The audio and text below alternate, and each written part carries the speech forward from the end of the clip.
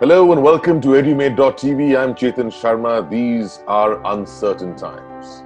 Times where we live to learn and learn to live in what has become an unprecedented situation, an unprecedented pandemic, with history being written across the geography of Mother Earth, making us rethink, reboot, reset before we rebuild a new future, a new normal, particularly in the education world. To do that, what's requisite is wisdom. Wisdom of past experience and wisdom for an insight into the possible future. And for that, we bring you the wise Chancellor. Today on the show, it's a very, very warm welcome to a very special guest, Dr. Chaturvedi. Well, he's a name that requires no initiation, extremely popular in the education world, not just because of what he's achieved, but also because what he set out to teach. One of the few philanthropists and educationists who's looked at education more from the social angle while retaining its commercial benefits. And that perhaps is the way forward, because at the end of it all, education has a social motive, but it's not a charitable motive. You've got to run the organization. And with that in the perspective, he's not just the Vice Chancellor of BIMTech in Noida. He's also, very importantly, the founder and executive president of the EPSI, the Education Promotion Society for India, and he's been called the savior of the PGDM institutions. What a pleasure to have you with us, Dr. Chaturvedi, on the show. Thank you, Chetanji. First, tell us about EPSI. I'm really fascinated, A, by the term that has been used, and second, why does everybody call it the savior of PGDM institutions? EPSI is not meant only for PGDM institution. It's a broad-based industry body for private sector higher education and school education. It has its membership spread across the country. And the idea came into my mind around 2004, and when there was a very rigid kind of regulatory control on private sector institutions. There were many problems. Private sector was growing because 1991 onwards, the AICTE has given permission to many engineering colleges, management institutions, and because of the liberalization of the economy, there was huge requirement of managers, engineers, pharmacists, and architects. So the private sector grew very fastly. By 2005, I think around 70% of the enrollment in professional education were from private sector, which has reached now more than 85%. So at the time, there were some problems related to the regulatory rigid control, and I thought that there is no national body similar to NASSCOM, CII or FICCI which can represent the root problems of the private sector higher education and school education. So we have interacted with our friends, educationists, renowned academicians, consulted them, and after deliberations we decided that there be a body, and we have focused on the name Education Promotion Society for India. EPSI, it has got registered at Delhi and having founder members from 7 states, and we have in the first time we have decided that we will give membership to all the institutions, not individuals. We started our journey, and the EPSI was launched by then President Dr. APJ Abdul Kalam in a very big conference held at Vigyan Bhavan in April 2005.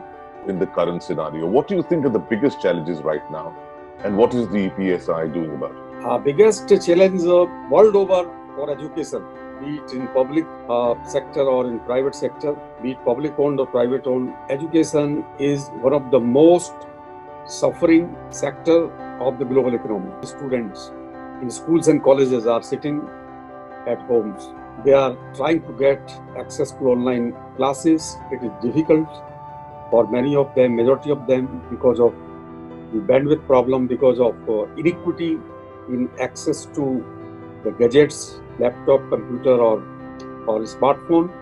And this rapid shift to online education has created a big crisis because teachers were not ready, schools, college, universities were not ready.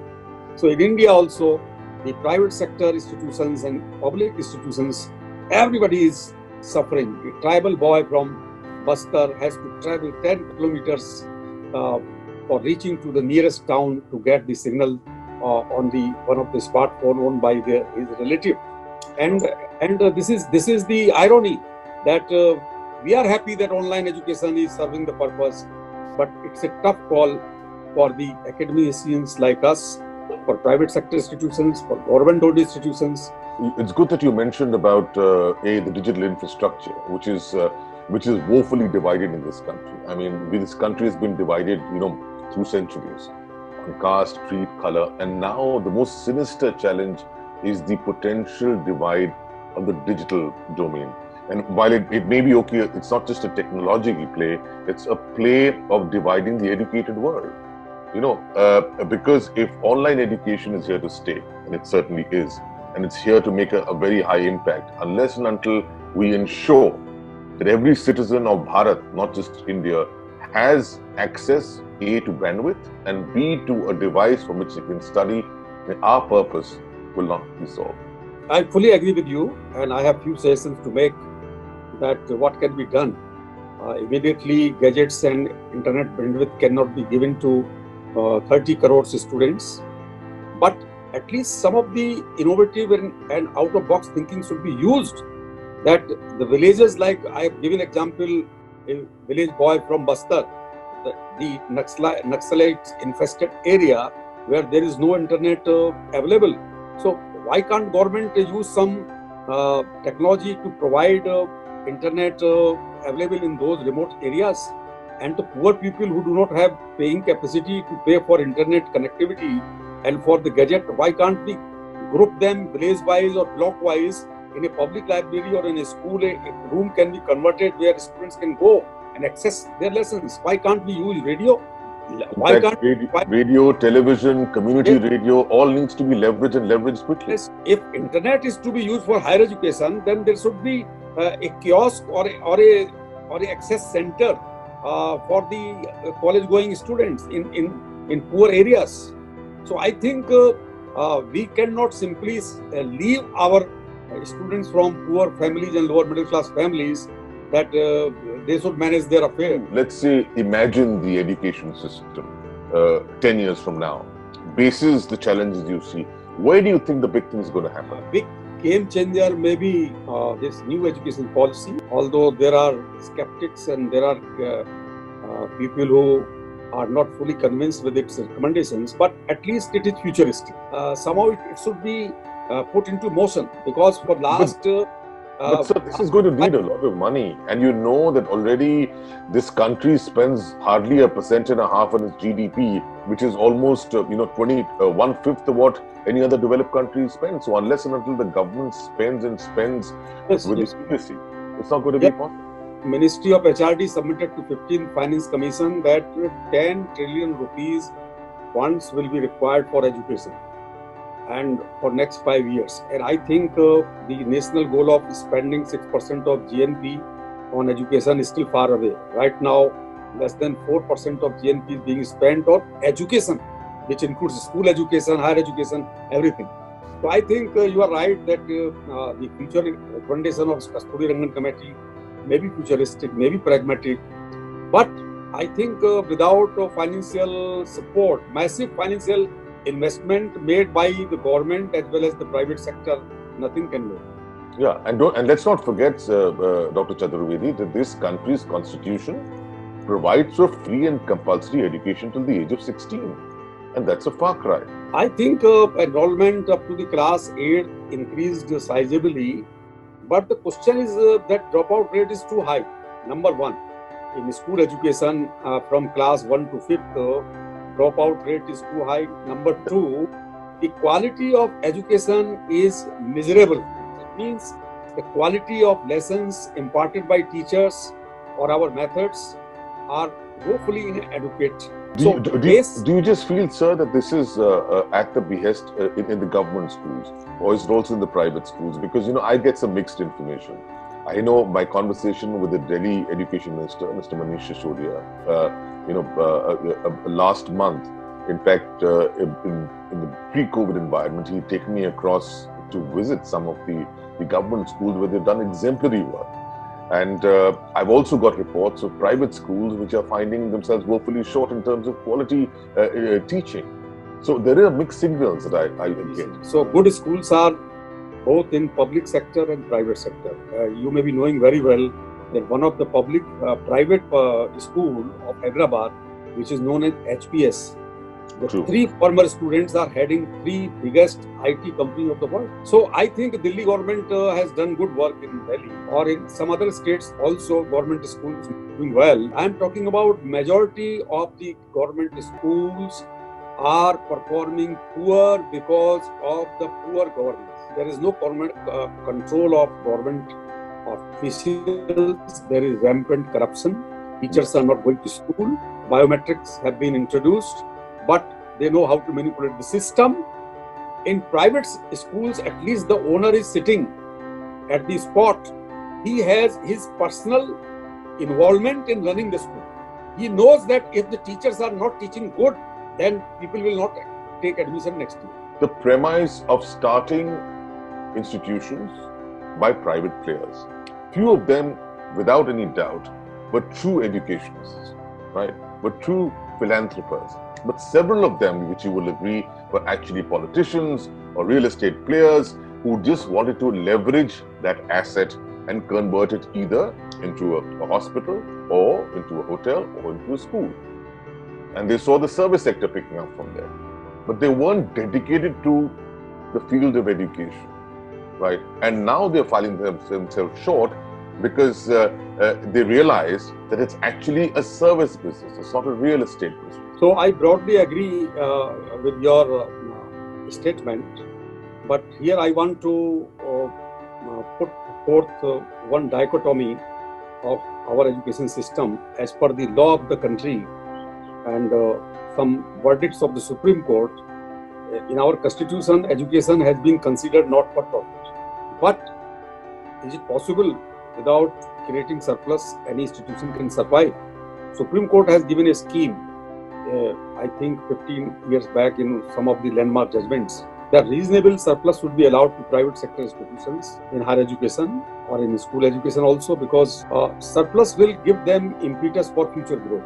But profiteering of any kind, 20 years back there was rampant corruption in southern India based colleges and even North India also. Even today, Dr. Chaturvedi, you know that, particularly in the medical domain, which is really dangerous for this country. I mean, degrees are bought, and the corruption is no less there, and in this domain and that area. Where from corruption emanates and what is to be done, because simply criticizing corruption for 20 years, we could not do anything. Sure. Corruption emanates by the woeful scarcity of medical seats in India. We have only 60,000 seats in MBBS, and we have a huge population, 1.3 billion. So we need, I think, more than 200,000 seats as per some estimates.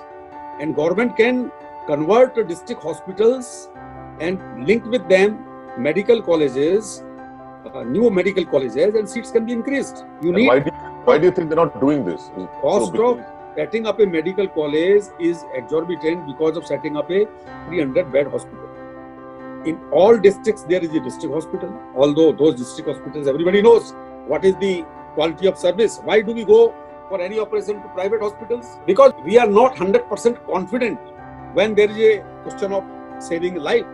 So I think medical education is rampant corruption for last 30-40 years. Only solution is increase the supply.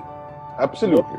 There's a huge skew is what you mentioned. It's a demand-supply mismatch, whether it's an oversupply or an over-demand, and that's what controls corruption. But there's also a quality factor. Now, we've talked about several institutions. Let's talk about the big one, your institution, which you've nurtured for 20 long years.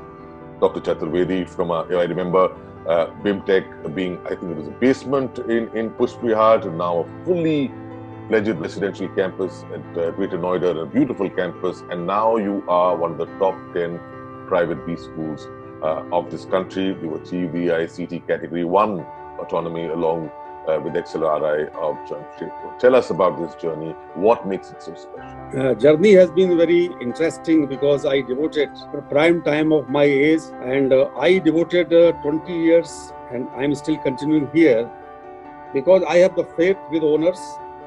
I have my faith with my faculty colleagues, and I know what does the society require. And after joining the BIMTech at New Delhi, I found that the infrastructure was very mediocre, and a great institution cannot be run from a mediocre or very low-profile infrastructure. So I submitted a vision to the owners, late B.K. Birla ji and his wife, late Sarla Birla ji, and they have understood the whole point. And I propose that we can do very good in management education, but we need a residential, fully residential campus. But more than the physical infrastructure, I was very much conscious about the development of the faculty. When I joined, there were hardly 7 faculty members, 200 students. Now we have 65 faculty members, around 900 students, and our alumni strength is more than 8,000 who are working around the world.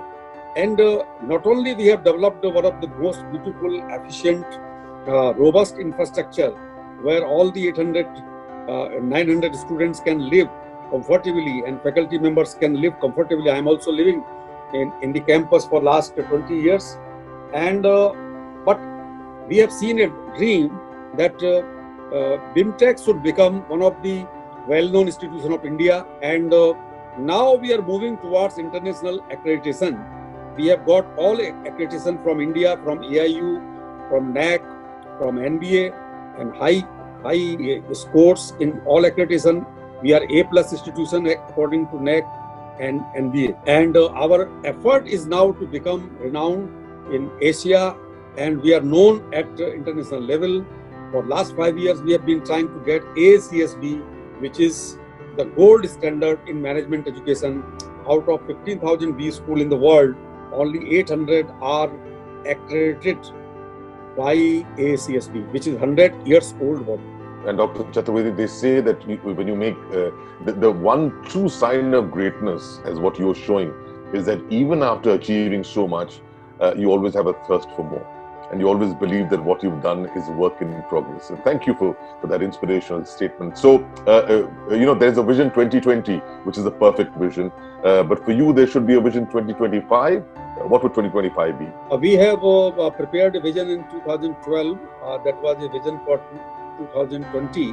Most of the goals have been achieved, but now we have been working for a vision that is 2025, and AACSB committee team will come in the first week of March, and we are hopeful that they will consider us worthy for getting their accreditation. Talk us through your personal life journey, Dr. Chaturvedi. You've been an exemplary academician and an educationist. What is it that makes you the way you are?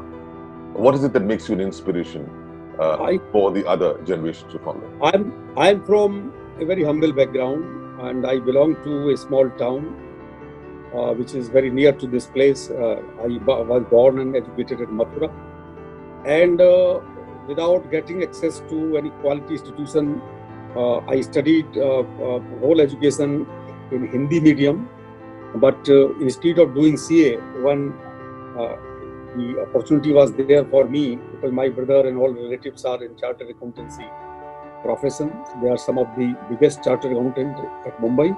So I decided to become a teacher. I was not having an ambition to make money, but there was an idealism because I imbibed it in my teenage life by knowing great leaders like Gandhi and Bhagat Singh and Vivekananda that one should aspire for the society rather than being selfish about his own family. So I thought that I should become a teacher so that I can work in education. Then I got a teaching job at Banaras Hindu University and another at Agra, RBS College, Agra, which is a premier institution more than 100 years old. I taught there for 20 years. I joined AICTE, the regulatory body, in 1995 as director. I worked there for 5 years, and then I joined on the invitation of Birla Group as director of BIMTech in September 1999. I'm so glad that you were selfless and not selfish, else we wouldn't have benefited from your success and your inspiration. And thank you for that tale, because that it truly does inspire a lot of section of the education world and beyond. Now, I'm going to ask you to give advice on that inspiration to the various sections of the education world. First, the student, the parent, the teacher, the principal, your fellow, the vice chancellors, and very importantly also, because you mentioned the critical role of the edupreneur, the education entrepreneur. What would be your advice for all these sections of the ecosphere? So, starting with the students, I would advise them that they should think about a long career, because average age will rise for this generation G, around 90 plus.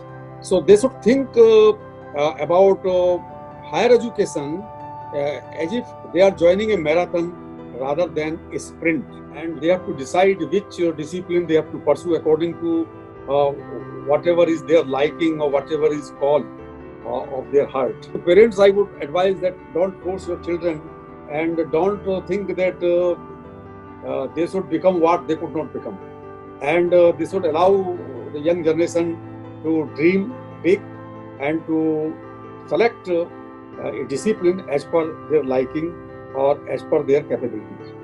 To institution owners, I would advise that now the time has come. You should invest in physical infrastructure, but that is not sufficient.